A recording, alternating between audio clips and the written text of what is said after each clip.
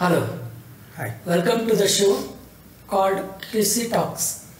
It's the first episode and our first guest is Sushil Cinema Productions Director Sushil sir.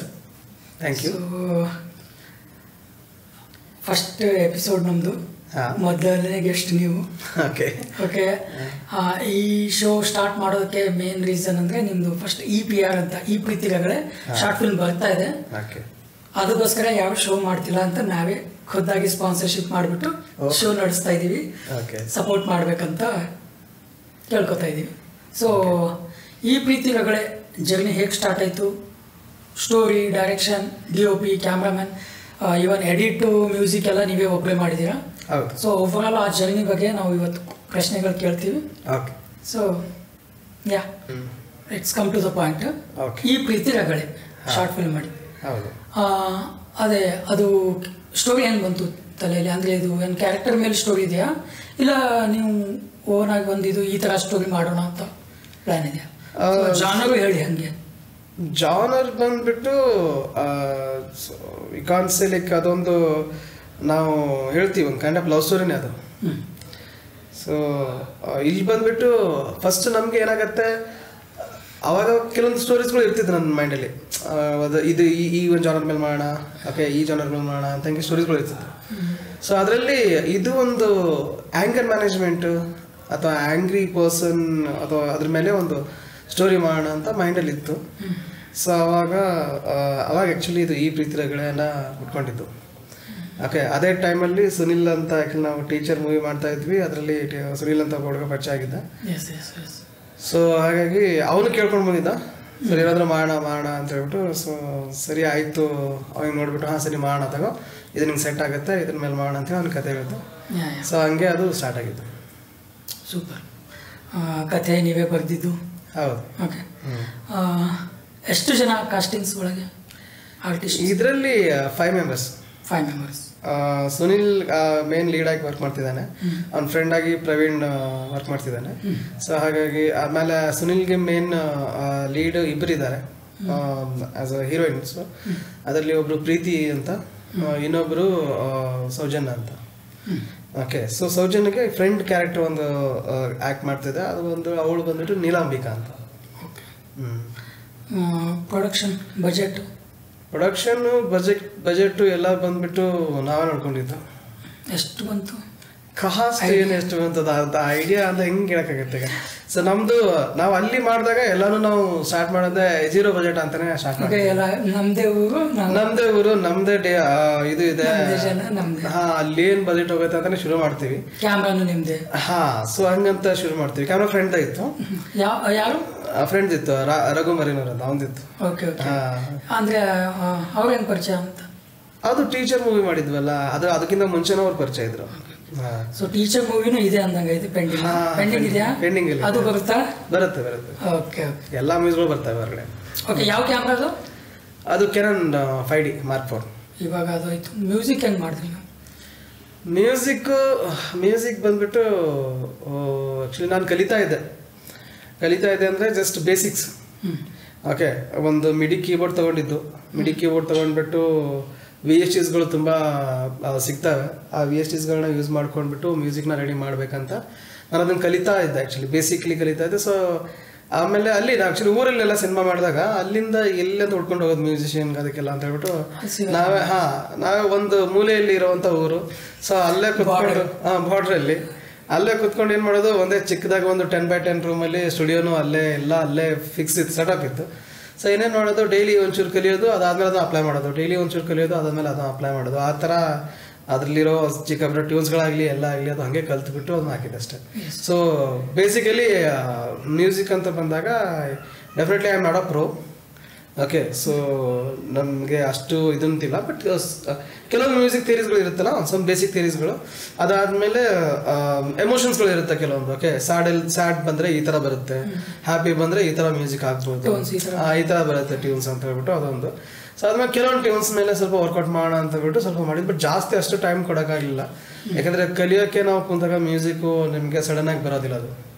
Okay so it definitely takes time ತುಂಬ ಬೇಕಾಗುತ್ತೆ ಎಲ್ಲದರಲ್ಲೂ PhD ಮಾಡಿ ಹೌದು ಆಗಲ್ಲ ಅದು ಎಲ್ಲಾನು ಒಬ್ರ ಕೈಯಿಂದ ಎಲ್ಲಾನು ಆಗಲ್ಲ ಸೊ ಬೇಸಿಕಲಿ ಅದಕ್ಕೋಸ್ಕರ ನನ್ನ ಪ್ರಾಜೆಕ್ಟ್ಸ್ ಸ್ವಲ್ಪ ಟೈಮ್ ತಗೋತವೆ ಓಕೆ ಇದು ಶಾರ್ಟ್ ಫಿಲ್ಮ್ ಮಾಡುವಾಗ ಏನಾದರೂ ಚಾಲೆಂಜಸ್ ಫೇಸ್ ಆಗಿತ್ತಾ ಅಂದರೆ ಇದು ಆಗುತ್ತೋ ಇಲ್ವೋ ಇವ್ರ ಕೈಯಿಂದ ಇದು ಆಗುತ್ತೋ ಇಲ್ವೋ ಒಂದು ಆ್ಯಕ್ಟ್ ಇಲ್ಲ ಒಂದು ಪರ್ಫಾರ್ಮೆನ್ಸು ಇವ್ರ ಕೈಯಿಂದ ಆಗುತ್ತೋ ಇಲ್ವೋ ಅಂತ ಒಂದು ಡೌಟ್ ಬಂದಿದ್ದು ನಿಮಗೆ ಆಗಿತ್ತಾ ಈ ಶಾರ್ಟ್ ಫಿಲ್ಮಲ್ಲಿ ಸೊ ಬೇಸಿಕಲಿ ಬಂದ್ಬಿಟ್ಟು ಆ್ಯಂಗರ್ ಮ್ಯಾನೇಜ್ಮೆಂಟ್ ಬಂದಾಗ ಜಗಳ ಆಡೋದಿರುತ್ತೆ ಅದು ಬಂದ್ಬಿಟ್ಟು ಪಬ್ಲಿಕಲ್ಲಿ ನಾವು ಪಬ್ಲಿಕಲ್ಲೇ ಪ್ಲ್ಯಾನ್ ಮಾಡಿದ್ದಿತ್ತು ಬಟ್ ಕೊನೆಗೆ ಏನಾಯ್ತಂದರೆ ಇನ್ನೊಂದು ಒಂದು ಮೆಟಾಫರ್ ಆರ್ ಕಾನ್ಸೆಪ್ಟ್ ಅಂತ ಇತ್ತು ಅದು ಬಂದ್ಬಿಟ್ಟು ಅದು ಟ್ರೈನ್ ಟ್ರ್ಯಾಕ್ ಇರುತ್ತಲ್ಲ ಟ್ರೈನ್ ಟ್ರ್ಯಾಕ್ ಪಕ್ಕದಲ್ಲಿ ಜಗಳ ಮಾಡ್ಸೋಣ ಅದು ಟ್ರೈನ್ ಹೋಗ್ತಾ ಇದ್ರೆ ನಾನು ಅದು ಫಸ್ಟ್ ಬಿಟ್ ಅದೇ ಬಿಟ್ ಅದೇ ಟ್ರೈನ್ ಹೋಗ್ತಾ ಇದ್ರೆ ಅದ್ರದ್ದು ಕರ್ಕಶ ಸೌಂಡು ಮತ್ತೆ ಈ ಜಗಳ ಎಲ್ಲ ಎರಡು ಸೇಮ್ ಆಗುತ್ತೆ ರಿಲೇಶನ್ಶಿಪ್ ಒಡೆದೋಗ್ತಿದೆ ಅಂತಲೂ ಗೊತ್ತಾಗುತ್ತೆ ಆಮೇಲೆ ಸೊ ಅದೊಂದು ಸ್ವಲ್ಪ ಥಾಟ್ ಇತ್ತು ಅಷ್ಟೇ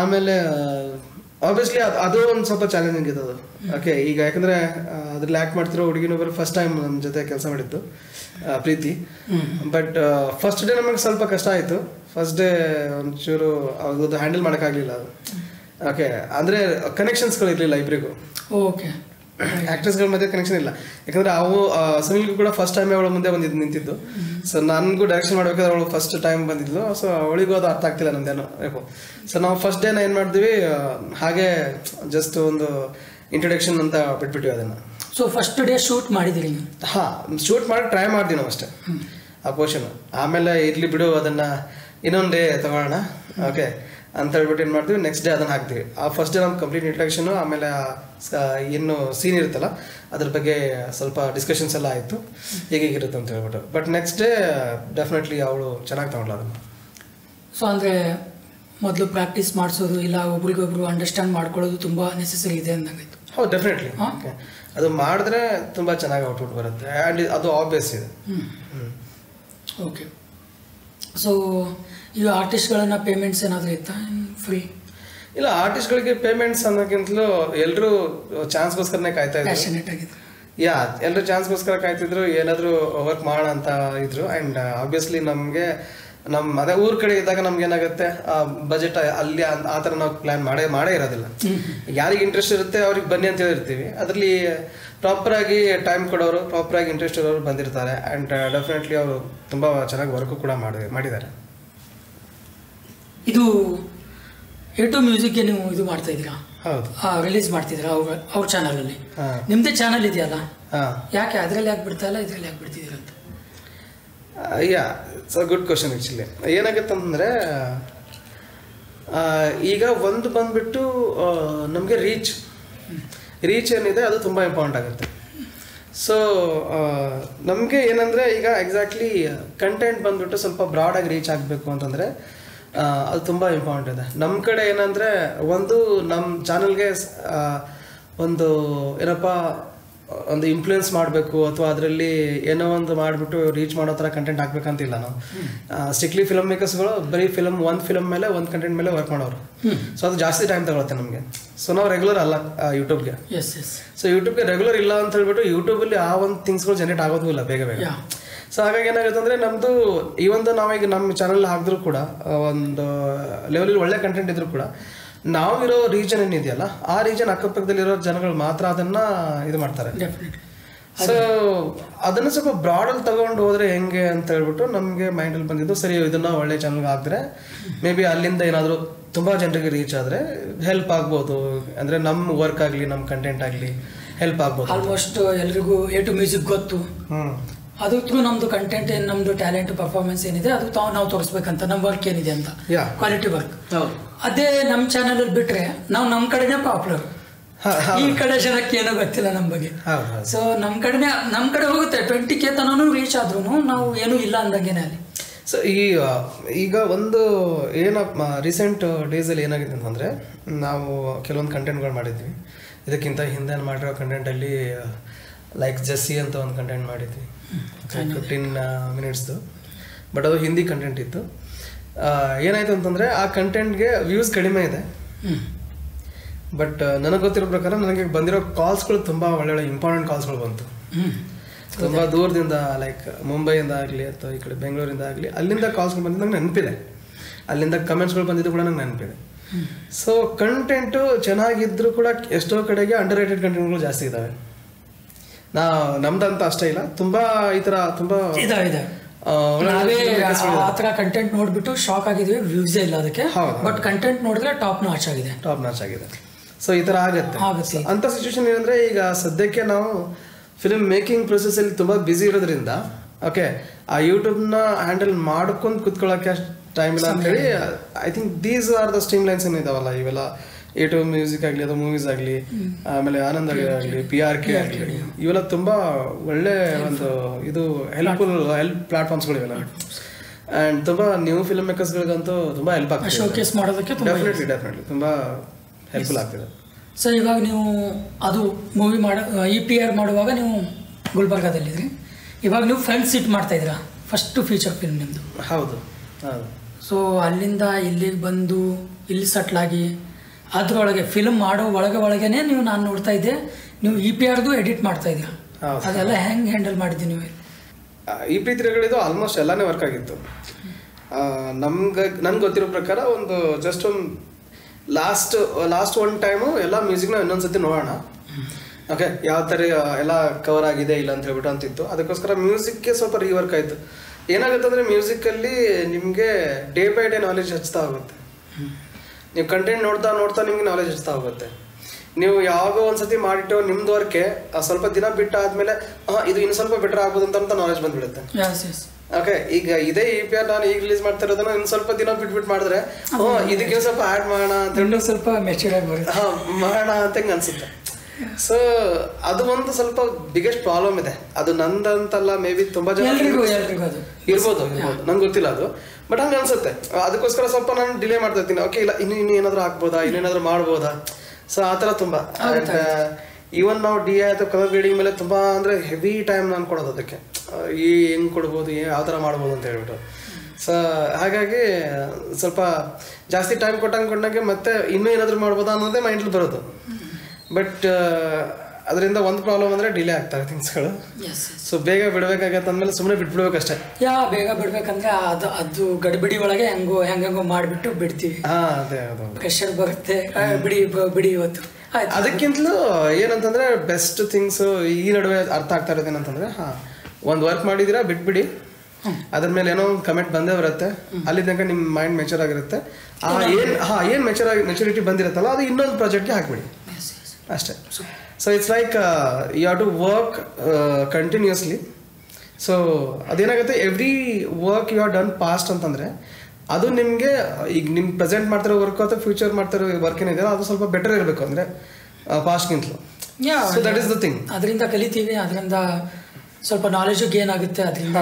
ಸೊ ಎಲ್ಲಿ ನಾವು ಮಿಸ್ ಆಗಿದೆಯೋ ಅದು ಅಂಡರ್ಸ್ಟ್ಯಾಂಡ್ ಮಾಡ್ಕೊಂಡು ಮತ್ತೆ ಫ್ಯೂಚರಲ್ಲಿ ನಾವು ಒಳ್ಳೆನೇ ರಿಸಲ್ಟ್ ಕೊಡ್ತೀವಿ ಅಂತ.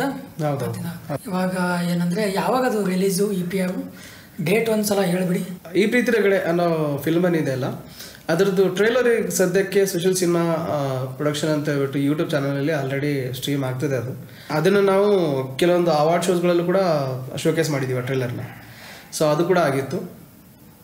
ಈಗ ಸದ್ಯಕ್ಕೆ ಆ ಫಿಲ್ಮ್ ಬಂದುಬಿಟ್ಟು ಅದು ಶಾರ್ಟ್ ಮೂವಿ ಬಂದುಬಿಟ್ಟು A2 ಮೂವೀಸ್ ಚಾನಲಲ್ಲಿ ಯೂಟ್ಯೂಬ್ ಚಾನಲಲ್ಲಿ ಇದೇ ಅಕ್ಟೋಬರ್ 12ನೇ ತಾರೀಕು ಸಂಜೆ 5ರಿಂದ 5:30 ಗಂಟೆಗೆ ಏನಿದೆಯಲ್ಲ ಅದು ಅವರು ಬಿಡುಗಡೆ ಮಾಡ್ತಾ ಇದ್ದಾರೆ. ಸೊ ತಾವೆಲ್ಲರೂ ನೋಡಿಬಿಟ್ಟು ಅದನ್ನು ಒಂದ್ಸತಿ ನೋಡಿ ಅದನ್ನು ಯಾವ ಥರ ಹೇಗೆ ಅನ್ನಿಸ್ತು ನಿಮ್ಗೆ ಅನ್ನೋದನ್ನು ಕಮೆಂಟ್ ಮಾಡಬೇಕು. ಆವಾಗಲೇ ನಮಗೆ ಗೊತ್ತಾಗುತ್ತೆ ಆ್ಯಕ್ಚುಲಿ ಏನಿದೆ ಏನಿಲ್ಲ ಅಂತ ಹೇಳ್ಬಿಟ್ಟು. ಓಕೆ, ಫೀಡ್ಬ್ಯಾಕ್ ಕೊಡಿ, ಎಲ್ಲಿ ನಾವು ಮಿಸ್ ಆಗಿದ್ದೀವಿ, ಎಲ್ಲಿ ನಮ್ಮದು ತಪ್ಪಾಗಿದೆ ಅಂತ ನೀವೇ ಹೇಳಬೇಕು. ಯಾಕಂದರೆ ನಮ್ಮ ಕಡೆಯಿಂದ 100% ಮಾಡಿದ್ದೀವಿ ವರ್ಕು, ನೀವು ಹೇಳಿದ್ರೇ ನಮ್ಗೆ ಗೊತ್ತಾಗುತ್ತೆ. ಸೊ ಎಲ್ಲರೂ ವಾಚ್ ಮಾಡಿ.